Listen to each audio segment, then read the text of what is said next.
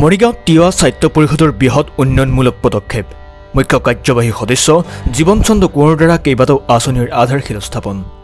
7 লাখ টকা ব্যয়েৰে আহতগুৰিৰ কমাৰবুৰীত দাস চুবুৰীত নিৰ্মাণ হ'ব মণিকূট মৰিগাঁও সাৰ্বজনীন শিৱ মন্দিৰত 5 লাখ টকীয়া আঁচনিৰে নিৰ্মাণ হ'ব ভোজনালয় কৃষ্ণগুৰু সেৱা আশ্ৰমত ৰভাঘৰ নৱীকৰণৰ বাবেও আধাৰশিলা স্থাপন তিৱা সাহিত্য পৰিষদৰ উদ্যোগত আজি মৰিগাঁৱৰ গছৰগুৰিসহ বিভিন্ন স্থানত কেইবাটাকৈ উন্নয়নমূলক আঁচনিৰ আধাৰশিলা স্থাপন কৰা হয় পৰিষদৰ 2025-26 বৰ্ষৰ পুঁজিৰে এই আঁচনিসমূহ ৰূপায়ণ কৰা হ'ব মৰিগাঁও নগৰস্থিত সাৰ্বজনীন শিৱ মন্দিৰত 5 লাখ টকাৰ আবণ্টিত পুঁজিৰে এটা ভোজনালয় গৃহ নিৰ্মাণৰ আধাৰশিলা স্থাপন কৰে মুখ্য কাৰ্যবাহী সদস্য জীৱন চন্দ্ৰ কোঁৱৰে আনহাতে আহতগুৰি কমাৰবুৰী দাস চুবুৰীত 7 লাখ টকা ব্যয় সাপেক্ষে এটা মণিকূট নিৰ্মাণৰো আধাৰশিলা স্থাপন কৰা হয় ইয়াৰ উপৰিও গছৰগুৰি কৃষ্ণগুৰু সেৱা আশ্ৰমত 5 লাখ টকাৰ ব্যয়েৰে ৰভাঘৰৰ নৱীকৰণ কাৰ্যৰো শুভাৰম্ভ কৰা হয় এই আধাৰশিলা স্থাপন অনুষ্ঠানত 5 নং ঢেকীফলা সমষ্টিৰ সদস্যা বিনাপানী বৰদলৈ আৰু অঞ্চলটোৰ গণ্যমান্য ব্যক্তিসকল উপস্থিত থাকে এই উন্নয়নমূলক কাৰ্যসূচীয়ে স্থানীয় ৰাইজৰ মাজত ব্যাপক উৎসাহৰ সৃষ্টি কৰিছে মৰিগাঁৱৰ পৰা পুলকনাথ টাইমছ গুৱাহাটী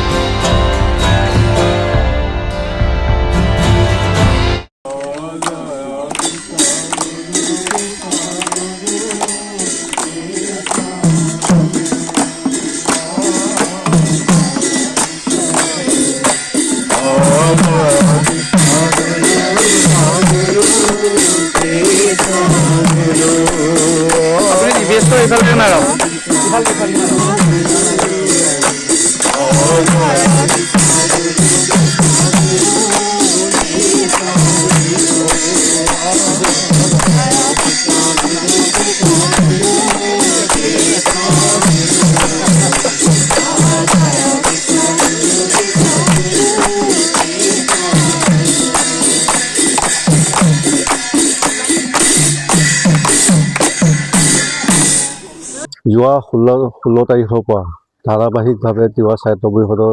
25-26 বৰ্ষৰ আবণ্টিত পুঁজিৰে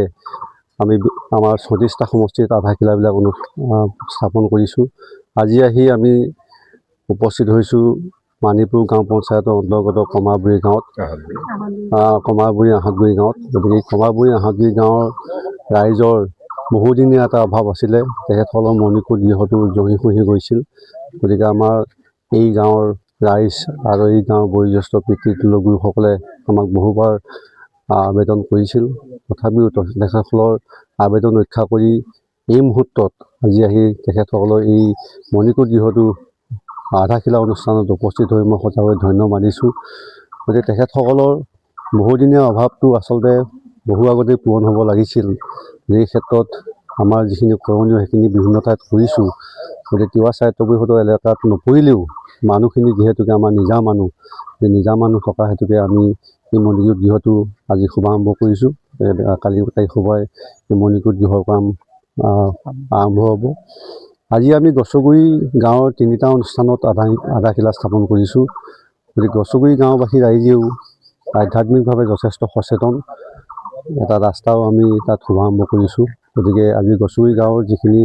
আশীৰ্বাদ আমি লাভ কৰিবৰ কাৰণে সক্ষম হৈছোঁ অনাগত দিনতো আমি আশা কৰিম যে তিৱা সাহিত্য পৰিষদৰ জৰিয়তে যিবিলাক কৰণীয় কাম সেইখিনি কৰিবৰ কাৰণে সদায়